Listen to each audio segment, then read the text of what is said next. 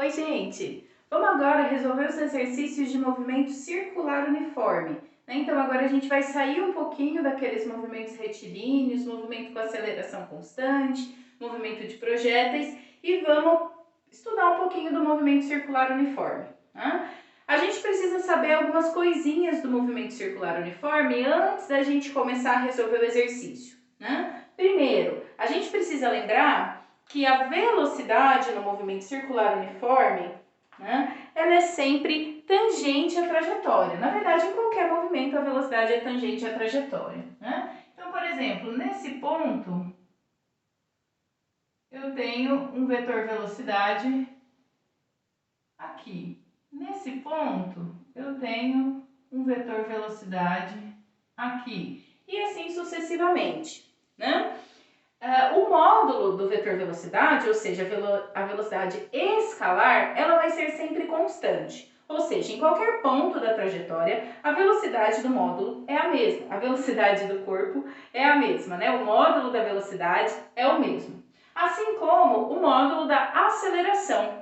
Aqui, diferente da aceleração de queda livre, por exemplo, que era a aceleração gravitacional, e ela permanecia constante em módulo, direção e sentido, aqui a gente vai ter uma aceleração do tipo centrípeta. O que significa dizer que a aceleração é centrípeta? Quer dizer que ela vai ser uma aceleração sempre dirigida para o centro da trajetória, né? Então, por exemplo, num ponto aqui, vamos pegar uma direção radial, né? Chama direção radial porque é a mesma direção do raio da trajetória, né? Só que a aceleração ela é centrípeta. Enquanto o raio é dirigido do centro para as bordas, a aceleração centrípeta é das bordas para o centro. E em qualquer ponto da minha trajetória, o valor da aceleração centrípeta vai ser o mesmo, ok? Então, o módulo da velocidade, o módulo da aceleração não variam no movimento circular uniforme, ok? Existe aceleração porque a velocidade varia, né, em direção e sentido. Se a orientação da velocidade muda, o movimento é dito acelerado, né? Nesse caso, uniformemente acelerado, porque a aceleração é constante, ok? Bom, sabendo que nós temos aceleração centrípeta, velocidade escalar constante, né, uma velocidade tangente à trajetória, vamos ao exercício de fato, ok? Esse exercício é mais uma curiosidade, né, sobre o GLOC, né, a Induced Loss of Consciousness, a perda de consciência por conta, né, a indução da perda de consciência por conta da aceleração gravitacional. Então, esse exercício, se eu não me engano, é um exercício do Halliday, que diz o seguinte: os pilotos de caça se preocupam quando têm que fazer curvas muito fechadas. Como o corpo do piloto fica submetido à aceleração centrípeta, né, porque a gente está fazendo uma curva, em qualquer movimento curvo, não precisa ser uma trajetória fechada, né, pode ser um arco de uma circunferência, já é considerado um movimento curvo, né, existe essa aceleração centrípeta. Com a cabeça mais próxima do centro de curvatura, a pressão sanguínea no cérebro diminui, o que pode levar à perda das funções cerebrais. Quando a aceleração centrípeta é de 2 vezes a gravitacional ou até 3 vezes a aceleração gravitacional, o piloto se sente pesado. Por volta de 4G, 4 vezes a aceleração gravitacional, a visão do piloto passa para preto e branco e se reduz à visão de túnel, né? Uma visão afunilada. Se essa aceleração é mantida, aceleração de 4G, ou aumentada, né, se a gente passa de 4 vezes a aceleração gravitacional, o piloto deixa de enxergar, né, momentaneamente, e logo depois perde a consciência. Uma situação conhecida como GLOC, G-Induced Loss of Consciousness, né? Então, a perda de consciência induzida por conta do aumento da aceleração centrípeta, né? Que fica muito maior do que a aceleração gravitacional. Depois de tudo isso, o exercício nos diz o seguinte: qual é o módulo da aceleração? Né? Para um piloto, ele pede em unidades de G, né? O módulo dessa aceleração em unidades de G. Quando a gente quer saber uma aceleração em unidades de G, a gente vai pegar o resultado dessa aceleração e dividir por G, por 9,81, ok? É só isso. Então, qual o módulo da aceleração em unidades de G para um piloto cuja aeronave inicia uma curva, então meu tempo inicial zero, a velocidade inicial do piloto vai ser de 400i mais 500j metros por segundo, e 24 segundos depois, né, então o tempo final aqui 24 segundos depois, termina a curva com uma velocidade de menos 400i mais 500j. Né? Então ele começa com essa velocidade e termina com o oposto dessa velocidade. Tá? Bom, percebam que eu não tenho muitos dados aqui. Eu tenho velocidade e um certo dado de tempo aqui.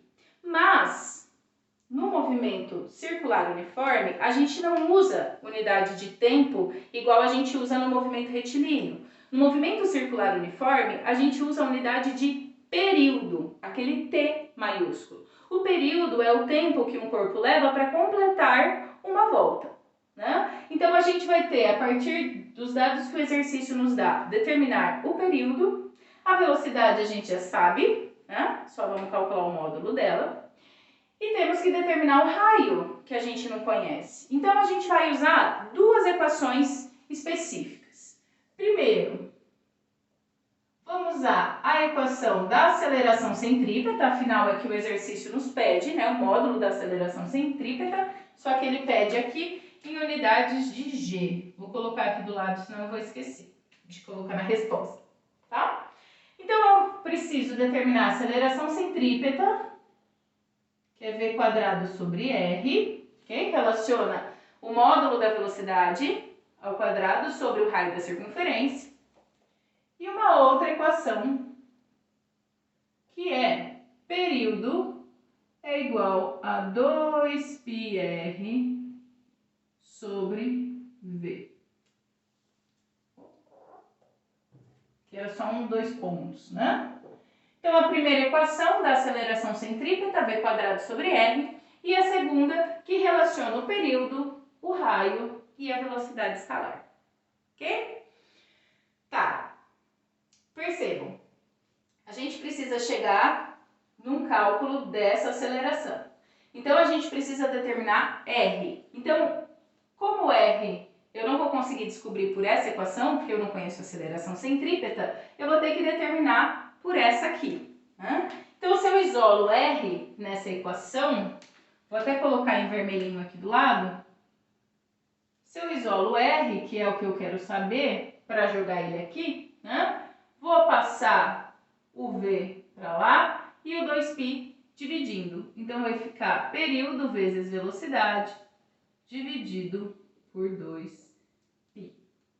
Ok? Então, entendam, eu parti da equação que relaciona período, raio e velocidade e isolei o raio nessa equação para poder jogá-lo aqui na equação 1. Beleza? Vão me acompanhando aí. Agora, vamos ver como que a gente vai determinar esse período. Ou seja, quanto tempo esse astronauta, né? É um astronauta? Não, um piloto de caça, né? Que é astronauta. Quanto tempo esse piloto de caça vai levar para ir da posição inicial à posição final? Qual o período de uma volta? Né? Vamos ver. Vamos lá. Período é sempre o tempo de uma volta, ok? Não se esqueçam. Primeiro, vamos pensar aqui numa velocidade inicial 400i mais 500j.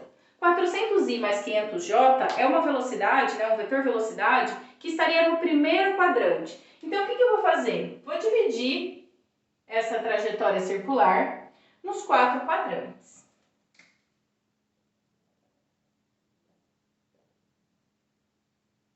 Aqui está o meu eixo X, positivo para a direita, e aqui o meu eixo Y, positivo para cima.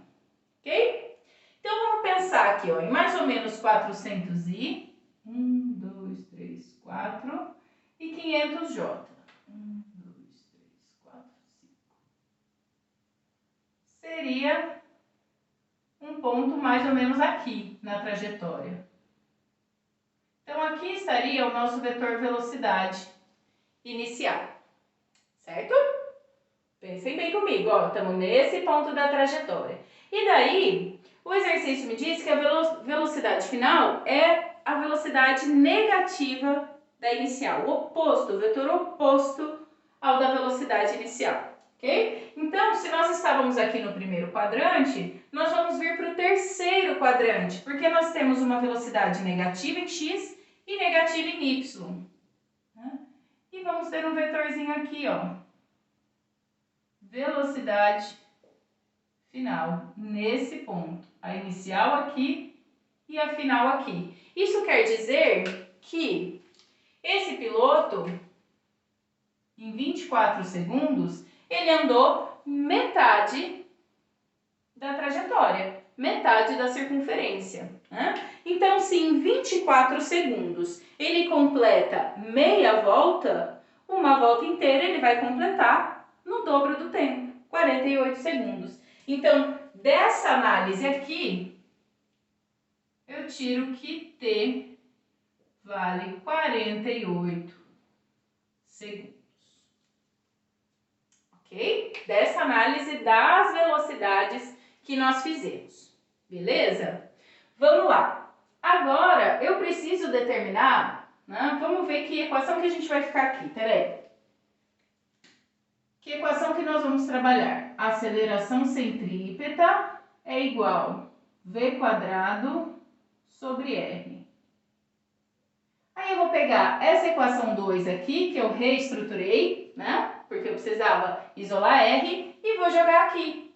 Então, aqui vai ficar, vou, né, repetir o v quadrado, e onde eu tenho r, aqui embaixo, eu vou substituir pelo daqui. Então, ó, como o meu r está no denominador, né, tá aqui embaixo, é como se eu multiplicasse, repito a primeira, né, como que eu faço divisão de fração? Repito a primeira fração, multiplico pelo inverso da segunda. A minha primeira fração aqui seria v quadrado sobre 1. Repeti ela. A minha segunda vai ficar ali, ó, 2π sobre tv. Né? Inverti o meu r aqui. R aqui, 1 sobre r, 2π sobre tv. Foi o que eu coloquei aqui. Como eu tenho um termo ao quadrado aqui e o mesmo termo embaixo, some esse quadrado e some esse v. Então, para eu determinar a aceleração centrípeta desse piloto de caça, eu preciso do módulo da velocidade e do período. O período eu determinei 48 segundos por conta da análise que nós fizemos das posições, né, ou dos pontos na nossa trajetória de velocidade inicial e de velocidade final. Para eu determinar a velocidade escalar, né, a velocidade escalar, a gente sabe, vou fazer um parênteses aqui, ó, o módulo da velocidade, ou velocidade escalar aqui, vai ser esses termos ao quadrado, somados dentro de uma raiz. Tanto faz eu fazer da velocidade inicial quanto da velocidade final, porque são a mesma velocidade, né? Só aqui em sentidos opostos. Então, eu tenho 400 ao quadrado mais 500 ao quadrado. Então, a minha velocidade vai valer, deixa eu achar, 640,31 metros por segundo. Ok? Esse valor de velocidade eu vou trazer aqui. E esse valor de período aqui. Certo? Então, a minha aceleração centrípeta vai ser a velocidade 640,31 vezes 2π. De preferência, usem o π da calculadora, ok? Não 3,14, 3,15, né? Alguma coisa assim. Usem o π da calculadora. E o período, 48. Deixa eu apagar essa rabisqueira para não confundir vocês. E eu obtenho aqui, resolvendo essa equaçãozinha, obtenho que a aceleração vale 83,82